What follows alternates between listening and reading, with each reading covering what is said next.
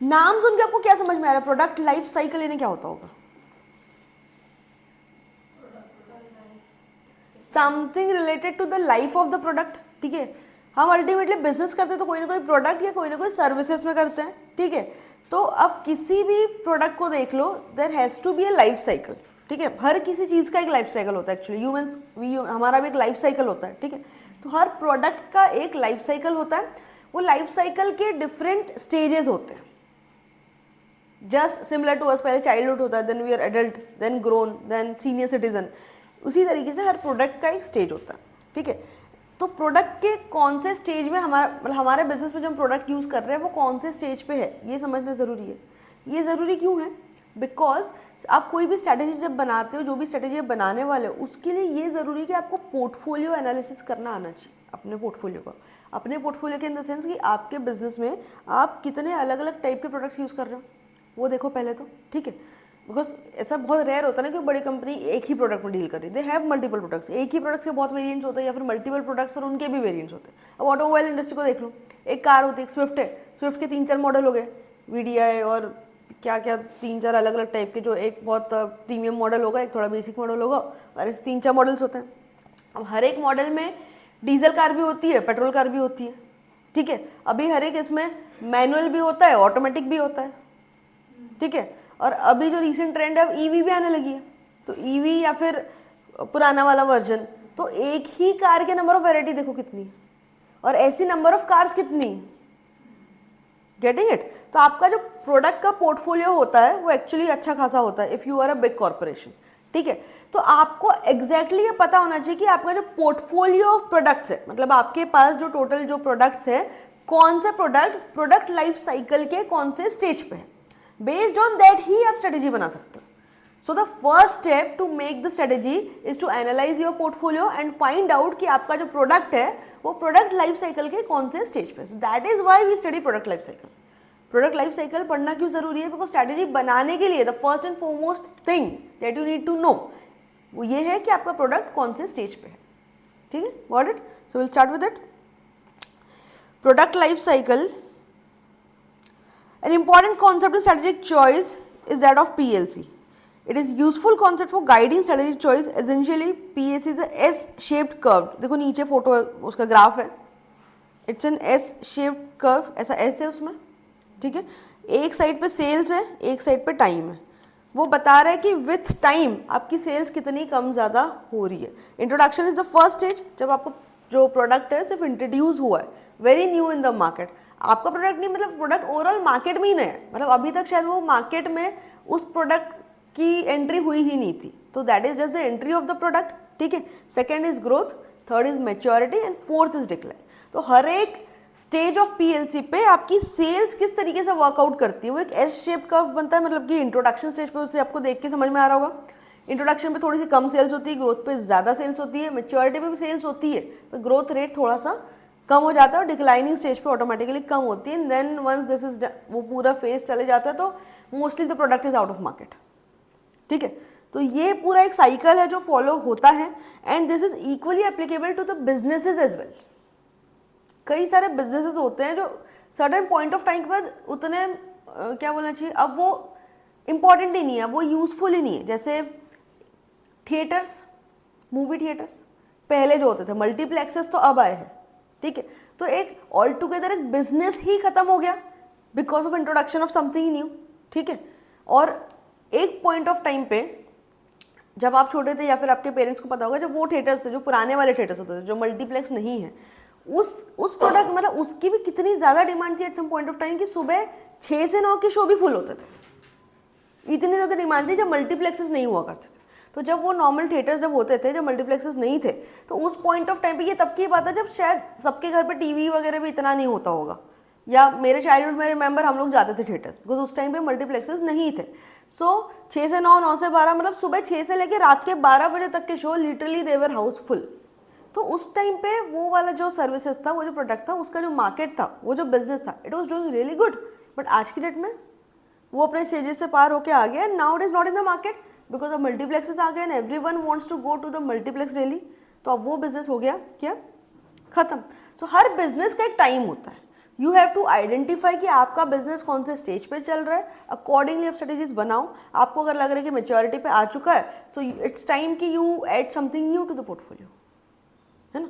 तो आप डिसाइड कैसे करोगे जब आपको पता है कि अगर आप ग्रोथ स्टेज पे हो या तो आप रैपिड एक्सपांशन करोगे, मेच्योरिटी स्टेज पे हो तो आप कुछ और फॉलो करो। तो इसमें कौन सी स्टेज पे कौन कौन सी स्ट्रेटजी फॉलो करना है, that will come into your, मतलब आपके चैप्टर नंबर 4 में आएगा डिटेल में। यहाँ पे विल अंडरस्टैंड कि प्रोडक्ट लाइफ साइकिल में अलग अलग फेजेस पे डिफरेंस क्या होता है, ठीक है। सो मेजरली हम 4 चीज़ों पे इसको कंपेयर करेंगे। Come to the chart, come to the chart. अब इसमें if any of the product is in introduction stage, तो उसका जो सेल्स है वो थोड़ा सा स्लो रहेगा। इंट्रोडक्शन फेज में कोई प्रोडक्ट है उसको सेल्स है थोड़ा स्लो रहेगा, ठीक है। जस्ट इमेजिन कोई नया प्रोडक्ट अभी मार्केट में आ ही रहा है, जस्ट जैसे ईवी, इलेक्ट्रिक व्हीकल, वो मार्केट में बहुत पुरानी चीज़ तो नहीं है ना, इट हैज़ कम रिसेंटली, 1-2 साल से ही ईवी का थोड़ा सा पिकअप होना शुरू हुआ है। उसके पहले तो ईवी किसी को पता भी नहीं था, और जब नया नया मार्केट में आया तो पीपल आर स्टिल स्केप्टिकल है थोड़े से ईवी को लेकर, कि पता नहीं वो चलेगा नहीं चलेगा लॉन्ग टर्म, और फिर उसका चार्जिंग स्टेशन का इंफ्रास्ट्रक्चर नहीं है, फिर घर में आपको उसको हमेशा चार्ज करना पड़े। 2 व्हीलर वाले जो ईवी रहते हैं उसमें तो मतलब लोग ये भी डरते हैं कि भाई अपन कहीं जा रहे हैं, रास्ते में अगर चार्जिंग खत्म हो गई तो फिर कैसे करेंगे। तो ये सारे चैलेंजेस है, तो people are not really adopting it very soon, मतलब एकदम जल्दी से एकदम रैपिड एडॉप्शन उसका नहीं होता है। तो इनिशियल टाइम में जो उसका सेल्स होता है थोड़ा सा स्लो होता है when a product is new in the market.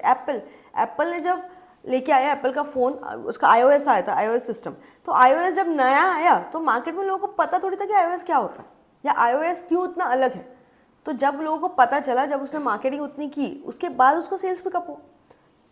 Initially जब प्रोडक्ट आया तो लोगों को उसकी नॉलेज इतनी नहीं होती, नॉलेज होती है तो भी दे आर स्केप्टिकल थोड़े से, ये सही होगा नहीं होगा पता नहीं। तो एकदम नए नए स्टेज में कोई भी प्रोडक्ट का जो सेल्स है थोड़ा सा स्लो होता है।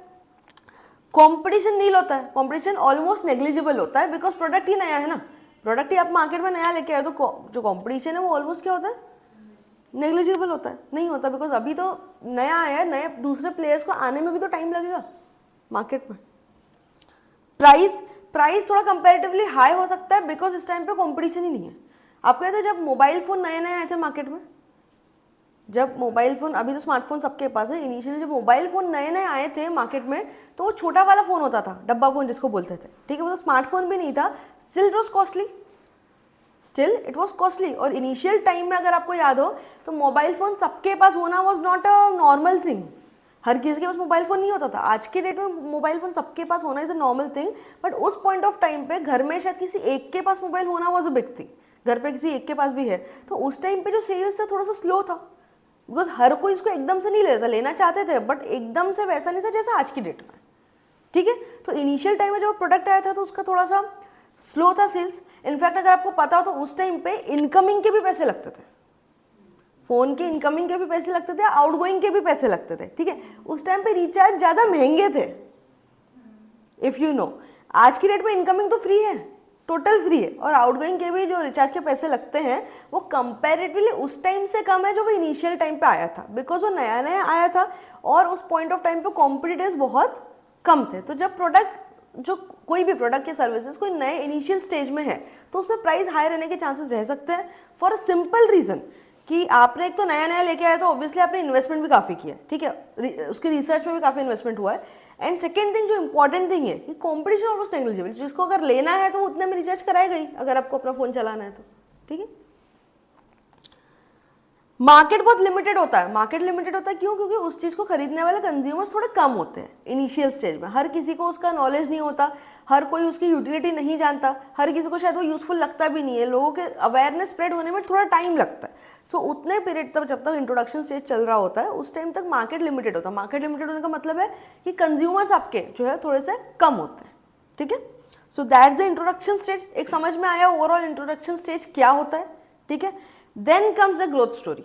एक बार इंट्रोडक्शन स्टेज से आप जब ग्रोथ स्टेज पे आते हो तो यहाँ पे आपका मेजर एक्सपेंशन शुरू होता है। ग्रोथ स्टेज जो है, दिस इज द स्टेज जहाँ पे एक्चुअली बिजनेस बहुत ज़्यादा एक्सपेंशन करता है, because this is the time जब आपके यूजर्स है, जब आपके कस्टमर्स है वो एकदम उस प्रोडक्ट को यूज टू हो चुके हैं, या उस प्रोडक्ट को एकदम नॉर्मलाइज कर चुके, जैसे मोबाइल फ़ोन, आज की डेट में मोबाइल फ़ोन यूज़ करना एकदम नॉर्मल है, हर किसी के पास स्मार्टफोन होना इज़ नॉर्मल, किसी के पास स्मार्टफोन नहीं है तो अब वो अब नॉर्मल है।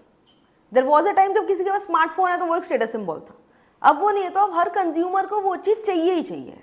So that is the stage of market, जब मार्केट उस स्टेज पे आ जाता है कि भाई ये चीज़ तो अब बिकनी ही बिकनी है, उस टाइम पे there is time for growth. उस टाइम पे जो बिजनेस है वो रैपिड एक्सपांशन करता है, रैपिड एक्सपांशन, ठीक है। सो ग्रोथ में क्या होती है, सेल्स बढ़ जाती है, बिकॉज लोगों को अवेयरनेस आ चुका है, लोगों को इंट्रोडक्शन स्टेज में मार्केटिंग भी बहुत ज़्यादा करनी पड़ती है। So because of the effect of marketing लोगों को नॉलेज आ जाता है, लोग प्रोडक्ट से यूज टू हो जाते हैं, ठीक है। तो ऑब्वियसली क्या होगा, उससे सेल्स थोड़ी सी बढ़ जाएगी। कंपटीशन बढ़ जाता है, कंपटीशन क्यों बढ़ जाता है?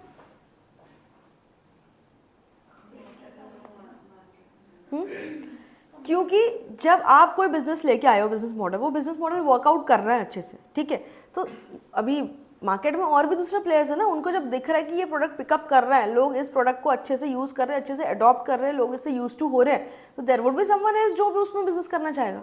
ऐसा ज़रूरी तो नहीं कि सिर्फ आप अकेले ही हो जो उस बिजनेस में आ सकते हो और कोई है ही नहीं जो उस बिजनेस में आ सकता है। तो जब मार्केट में जो दूसरे प्लेयर्स हैं उनको दिखेगा कि this product is really doing well, तो लोग उस बिजनेस में आना चाहेंगे, वाई नॉट। और ऐसा होता है हमेशा, कोई भी प्रोडक्ट आपने देखा होगा कभी भी मोनोपोली नहीं होती, there is someone or other. Ola was the first one to come in this market, वो कैब वाला मार्केट में। नेक्स्ट कौन आया?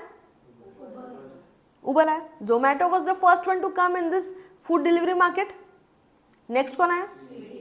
तो ऐसा थोड़ी कि आपने जो बिजनेस मॉडल लॉन्च किया है वो सिर्फ आप ही यूज कर सकते हो, other place can come. Other place को स्पेशली जब अगर दिख रहा है कि this business is really doing well, तो लोग आएंगे ही आएंगे। उसके अलावा भी और भी वो, अब ई कॉमर्स उसके बाद स्टार्ट हुआ, ये ई कॉमर्स नहीं, क्विक कॉमर्स, ब्लिंकिट, जेप्टो, ये सब चीज़ें, तो you have options for everything. तो जब कोई बिजनेस अच्छा पिकअप करता है, there are consumers who are receiving it well, लोग अगर उस प्रोडक्ट को, उस सर्विस को बहुत अच्छे से यूज कर रहे हैं, तो कॉम्पिटिटर्स विल कम अप।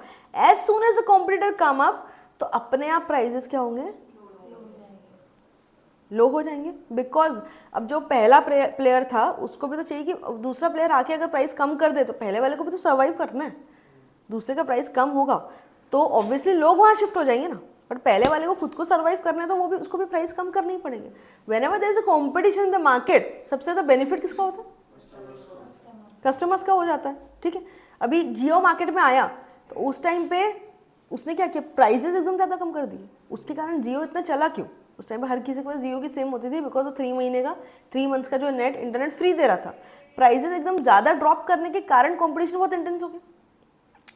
जब कॉम्पिटिशन मार्केट में आएगा तब प्राइजेस कम होंगे। मार्केट एक्सपांड करता है मतलब number of users, number of potential customers बहुत बढ़ जाता है, because now everyone wants to do that, now everyone wants to have that. अभी बहुत पहले अगर मतलब 10th 11th में जब हम लोग थे, या उसके भी थोड़ा पहले, तो 10th 12th के टाइम पे 2 व्हीलर होना was a big deal. 12th के बाद या उस टाइम पे 2 व्हीलर्स इतने ईजिली सबको मिलते नहीं थे, but then there came a shift कि अब हर किसी के पास उस टाइम पे, बिकॉज आपको ट्यूशन कॉलेज वगैरह जाना होता है, तो हर किसी के पास 2 व्हीलर्स होते हैं। So now the market is expanded because everyone wants that. और एक टाइम क्या होता है, नॉर्मलाइज हो जाता है कि यार ये तो एकदम बेसिक नेसेसिटी बन जाता है। मोबाइल फोन आज की डेट में क्या है? Basic necessity. इंटरनेट एक टाइम पे हमको कंप्यूटर या इंटरनेट कैफेज हुआ करते थे, वहाँ पे जाते थे हमको, अगर इंटरनेट यूज़ करना है, कोई फॉर्म फिलअप करना है, या उस टाइम पे फेसबुक ऑर्कुट यूज़ करने के लिए भी इंटरनेट कैफे जाते थे। अब because this is become a very basic necessity, तो प्रोडक्ट जैसे जैसे मार्केट में आता है, लोग उससे यूज टू होते हैं, तो उसका मार्केट ग्रोथ पीरियड में बहुत एक्सपांड होते चले जाता है, बिकॉज अब वो हर किसी को चाहिए। Ready? So that is all about growth phase. समझ में आया? ग्रोथ फेज में बहुत रैपिड एक्सपांशन कर सकते हो, क्योंकि उस टाइम पे हर कोई वो लेना चाह रहा है, हर कोई। तो आप नेशनल इंटरनेशनल हर जगह पे बहुत रैपिड एक्सपांशन कर सकते हो, and this is the time when you use the expansion strategy. ठीक है।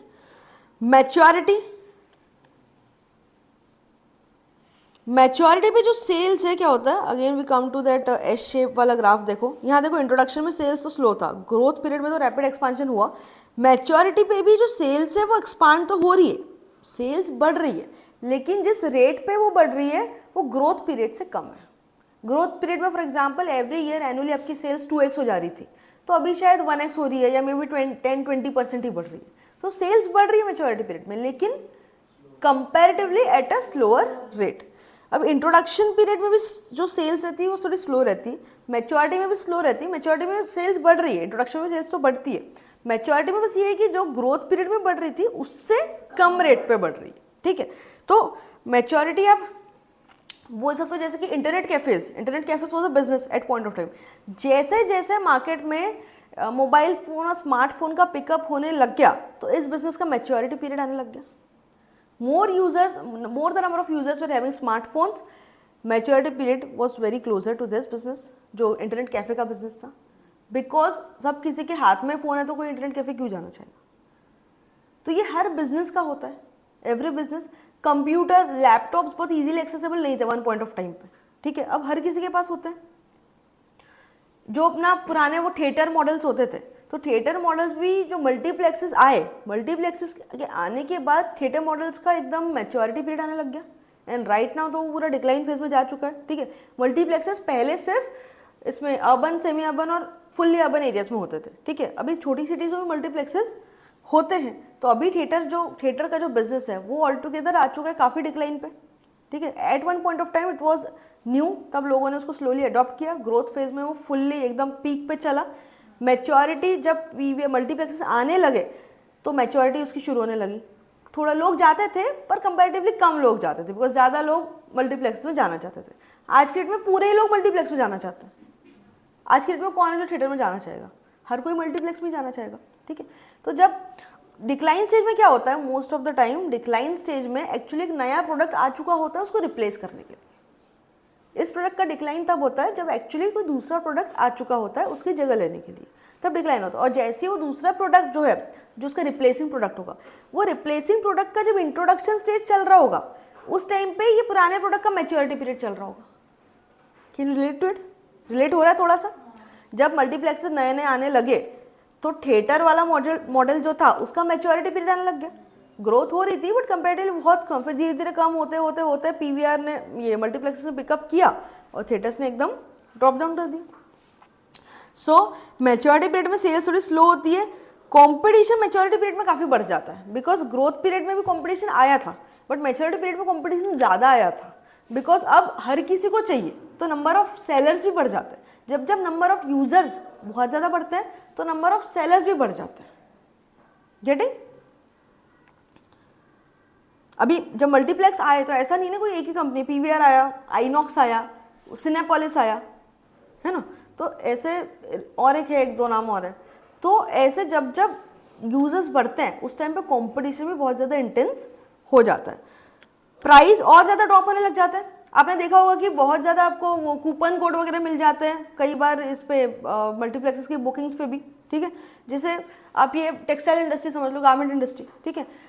अब मैच्योरिटी पीरियड या उस एक पर्टिकुलर चीज़ की मैं बात करूँ तो एक आता है ईयर ऑफ एंड सेल, हर ब्रांड में आता है ईयर ऑफ एंड सेल। अब उनको जब समझ में आता है इसमें जो रोटेशन है बहुत फास्ट है टेक्सटाइल गारमेंट इंडस्ट्री में, जो कपड़े का जो फैशन है वो बहुत जल्दी चेंज हो जाता है, ठीक है। एक दो साल चलता है फिर कुछ नया आएगा, एक दो साल चलता है फिर कुछ नया आएगा। उनको समझ में आ रहा है कि भाई ये वाला जो पर्टिकुलर पैटर्न था ये अब नहीं चलेगा क्योंकि नया पैटर्न सब दूसरे आने लग गए, तो उस पैटर्न पे वो लोग डिस्काउंट दे देते हैं, तो प्राइस ड्रॉप होता है। मैच्योरिटी पीरियड में जो बिजनेस है उनका टारगेट रहता है कि जो अपना प्रोडक्ट है वो बस सेल हो जाए, बस निकल जाए, क्योंकि हमारा पैसा वर्किंग कैपिटल उसमें लगा हुआ रहता है, ठीक है। तो हम सोचते हैं कि चलो ठीक है प्रॉफिट थोड़ा कम होगा लेकिन वो प्रोडक्ट निकल जाए अपना, बिकॉज हमको ये पता है कि इसके बाद ये प्रोडक्ट का निकलना बहुत मुश्किल है। तो हमेशा आपने देखा होगा जब फेस्टिव सीजन्स आती है, वेडिंग सीजन्स आती है, दिवाली सीजन आती है, उस टाइम पे सेल नहीं मिलते क्योंकि वो नए नए पैटर्न आए हुए रहते हैं और उस टाइम पे मार्केट बहुत फास्ट रहता है। लेकिन जब ये जुलाई अगस्त वाला सीजन रहता है मोस्टली, उस पॉइंट ऑफ टाइम पे हेवी डिस्काउंट्स आते हैं, एंड ऑफ सीजन सेल्स होते हैं, बिकॉज अब वो पर्टिकुलर प्रोडक्ट्स की मैच्योरिटी आ चुकी होती है, इसीलिए उस चीज़ पे वो लोग डिस्काउंट देते हैं, तो प्राइजेस और ज़्यादा कम हो जाते हैं। मार्केट स्टेबलाइज हो चुका होता है, मतलब मार्केट में अब आपको ऐसा नहीं कि ये पर्टिकुलर प्रोडक्ट की इन्फॉर्मेशन ही नहीं है या देयर इज समवन जो एकदम इससे यूज टू ही नहीं है, most of the people know about it. Market stabilize हो चुका है, अब ऐसा नहीं है कि जैसे एक नई चीज़ कोई मार्केट में थोड़ा सा हुआ होता है, मतलब जैसे ईवी आया तो बहुत ही ईवी बहुत चला, ठीक है। नया मोबाइल स्मार्टफोन जब आया था तो एवरीवन, तेरे पास स्मार्टफोन है, स्मार्टफोन ये होता है, स्मार्टफोन में हम फोटो भी खींच सकते हैं, वॉज अ बिग थिंग। तो उस टाइम पे मार्केट थोड़ा सा अनस्टेबल होता है। जब मैच्योरिटी तक प्रोडक्ट आ जाता है ना तो मार्केट बहुत ज़्यादा स्टेबलाइज हो चुका है, there is nothing new about this thing in the market, ठीक है। सो मैच्योरिटी पीरियड में सेल्स थोड़ा सा स्लो होता है, कॉम्पिटिशन और इंटेंस होता है, प्राइस और ज़्यादा ड्रॉप हो जाता है बिकॉज ऑफ प्रोडक्ट का सेल होना ही इंपॉर्टेंट है, चाहे हम कम प्रॉफिट में क्यों ना सेल कर दें। मार्केट थोड़ा सा स्टेबलाइज हो जाता है, स्टेबल हो जाता है। डिक्लाइनिंग स्टेज में क्या होता है, ऑब्वियसली सेल्स कम होता है, ठीक है, because there some other product जो उसको रिप्लेस करने आ चुका है। देन कंपटीशन भी कम हो जाता है बिकॉज ऑलरेडी मैच्योरिटी में सेल्स कम होने लग जाती है, डिक्लाइन में सेल्स और कम होती है, तो हर कोई सस्टेन नहीं कर पाता। जो ऑर्गेनाइजेशन प्रॉफिट नहीं बना पा रहे, जो सस्टेन नहीं कर पा रहे, ऑब्वियसली वो लोग क्या करेंगे, क्लोज डाउन कर देंगे, तो कंपटीशन थोड़ा सा कम होने लग जाता है। जैसे कि मोबाइल फोन इंडस्ट्री में नोकिया, एक टाइम पे कंपटीशन बहुत बड़ा, नोकिया ने स्मार्टफोन लेके आया तो सस्टेन नहीं कर पाया, तो वो चले गया out of the market. Price और ज़्यादा ड्रॉप हो जाते हैं। जो चीज़ आपने देखा, जैसे मोबाइल फ़ोन में आप कोई पुराना मॉडल लेते हो, अब जैसे आईफोन का 16 चल रहा है, शायद 15-16, अभी आप 10 लेना चाहोगे तो आपको एकदम कम रेट में मिल जाएगा, बिकॉज अभी जो है नया प्रोडक्ट आ चुका है उसको रिप्लेस करने के लिए। तो पुराने प्रोडक्ट की वैल्यू कम हो चुकी है, पुराने प्रोडक्ट की सेल तो वैसे भी नहीं हो रही होगी, बहुत ही कम हो रही होगी। तो इन दैट केस जब आप नया प्रोडक्ट मार्केट में है, उसका प्राइस बहुत ज़्यादा है, तो अगर आप कोई पुराना प्रोडक्ट लेना चाहोगे, ये इसी का एप्पल का या कोई भी फ़ोन का आप देख लो, आप कोई भी अगर पुराना मॉडल लेना चाह रहे हो at this point of time, तो आपको पर्टिकुलरली कम प्राइस में मिलेगा। वो पर्टिकुलर प्रोडक्ट जब नया आया था तब उसकी प्राइस बहुत ज़्यादा थी, ठीक है, लेकिन अब वो प्रोडक्ट लाइफ साइकिल से गो थ्रू होते होते उसका भी स्टेज मैच्योरिटी डिक्लाइन पे आ चुका है, तो अब आपको वो कम प्राइस में मिलेगा। Got it? क्योंकि अब उसकी उतनी वैल्यू नहीं है, there is some other product जो उसको रिप्लेस कर चुका है, तो आपको कम प्राइस में मिल जाएगा। Market replace by new product, अब उसका मार्केट ऑलमोस्ट खत्म टाइप से हो जाता है बिकॉज नया प्रोडक्ट का मार्केट ऑलरेडी आ चुका होता है, ठीक है। सो समझ में आया आपको प्रोडक्ट लाइफ साइकिल क्या होता है और कौन कौन से स्टेजेस पे क्या डिफरेंस होते हैं। अगेन, इंट्रोडक्शन स्टेज पे सेल्स कैसी होगी, थोड़ी सी स्लो होगी। कंपटीशन कैसा होगा, ऑलमोस्ट नेग्लिजिबल। प्राइजेस कैसे होंगे, प्राइस थोड़े हाई होंगे, क्यों,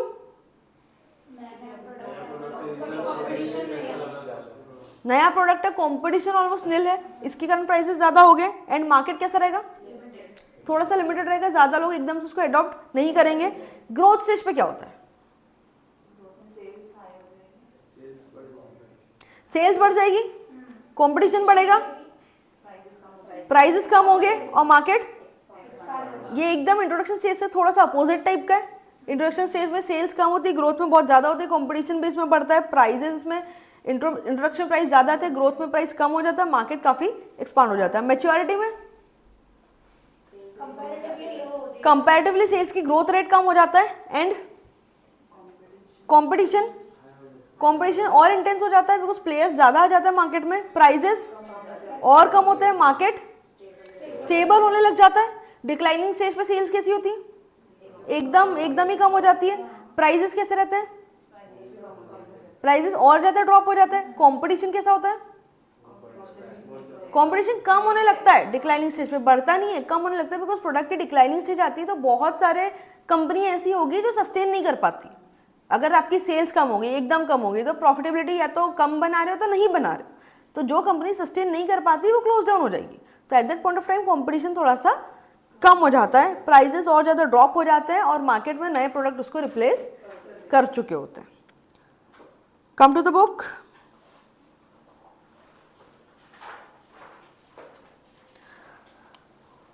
Product life cycle. Essentially, PLC is a S-shaped curve which exhibits the relationship of sales with respect to time for a product that passes through 4 successive stages of introduction, growth, maturity and decline. ये पढ़ा हमने अभी 4 stages कौन कौन से होते हैं और उसमें क्या क्या डिफरेंस होते हैं। ये इंपॉर्टेंट है कि PLC का क्वेश्चन आता है तो this is important to explain कि वो S-shaped कर्व होता है, ठीक है, उसमें रिलेशनशिप किस चीज़ का होता है, सेल्स का विथ टाइम, और इसमें 4 स्टेजेस होते हैं। If business is substituted for product, the concept of PLC would work just well. इसका मतलब कि ये जो लाइफ साइकिल हमने प्रोडक्ट का पढ़ा, इसको आप कोई बिजनेस के एंगल से सोचो तो वो भी इक्वली एप्लीकेबल होता है। जब आपने अपना बिजनेस नया स्टार्ट किया, कोई भी बिजनेस हो, कोई भी, जब नया नया बिजनेस स्टार्ट किया है तो वो इंट्रोडक्शन स्टेज में एकदम से सेल्स बहुत ज़्यादा तो नहीं हो जाएगी ना, बिकॉज लोगों को पता भी तो चलना चाहिए कि आप ये चीज़ सेल कर रहे हो या आप ये बिजनेस कर रहे हो, ठीक है। तो इंट्रोडक्शन में थोड़ी सी कम सेल्स होती है, ग्रोथ पीरियड में बहुत अच्छी सेल्स हो जाती है, बहुत एक्सपांशन कर देते हो, then there comes a maturity stage and then there comes a decline stage. तो अगर आप डिक्लाइन स्टेज पर नहीं पहुंचना चाहते हो तो आपको अलग अलग टाइप की स्ट्रैटेजीज अप्लाई करनी पड़ती है। कौन सी स्ट्रैटेजीज होती है वो हम आगे अभी पढ़ेंगे। तो first phase of PLC is introduction stage with slow sales growth, पढ़े हमने अभी है, in which competition is almost what, negligible, prices are relatively high, markets are limited. इसमें कुछ भी चीज नई नहीं है, ऑलरेडी हम ये पढ़ चुके हैं सब कुछ। The growth in sales is at a lower rate because of lack of awareness on the part of customers. अब ये प्रोडक्ट ही मार्केट में इतना नया है कि लोगों को इसके बारे में पूरी की पूरी इंफॉर्मेशन पता ही नहीं है। Second phase of PLC is the growth stage with rapid market acceptance. अब हर कोई मार्केट में उसको लेना चाहता है, मार्केट ने उसको एक्सेप्ट कर लिया, everyone is ready to buy it. अब आप किसी को बताने जाते हो, जैसे फॉर एग्जाम्पल एक इंश्योरेंस इंडस्ट्री, इंश्योरेंस इंडस्ट्री एक पॉइंट ऑफ टाइम पे लोग इतना मतलब लेना नहीं चाहते थे लोग इंश्योरेंस, जो नॉर्मल यूजर्स है हम लोग इंश्योरेंस को मतलब समझते थे कि ये फालतू का खर्चा है। देयर वाज पॉइंट, अभी तो लोगों को अवेयरनेस बहुत आ गई, लिटरेसी भी बहुत आ गई है, बट एक पॉइंट ऑफ टाइम पे जो इंश्योरेंस प्लान्स होते थे, पॉलिसीज होते थे, लोग सोचते थे कि फालतू में पैसा इसमें जा रहा है, बिकॉज उनको अवेयरनेस ही नहीं थी कि ये चीज़ एक्चुअल में कितनी इंपॉर्टेंट है। तो उस टाइम पे भी जो होता था कैंपेन्स, मतलब जो भी सेल्स पर्सन है ऑफ द इंश्योरेंस कंपनी, वो आके डिटेल में चीज़ें एक्सप्लेन करता था कि ये आपके लिए क्यों ज़रूरी है और इस प्रोडक्ट से आपको क्या बेनिफिट होंगे, ठीक है, क्योंकि लोगों को पता ही नहीं था। आज की डेट में भी जो इंश्योरेंस पॉलिसी के सेल्स एजेंट होते हैं वो जा के आपको, आप चाहोगे पर्सनली मुझे समझाओ कि इस प्रोडक्ट से क्या होता है, वो आएंगे आपके घर तक, आएंगे आपको डिटेल में एक्सप्लेन भी करेंगे कि ये अगर आप पॉलिसी लेते हो तो आपको इतने साल बाद इतने रिटर्न मिलेंगे, या अगर ये टर्म इंश्योरेंस है तो आफ्टर योर डेथ आपको इतने पैसे मिलते हैं, या वॉट एवर जिस चीज़ का भी इंश्योरेंस है, हेल्थ इंश्योरेंस आज की डेट में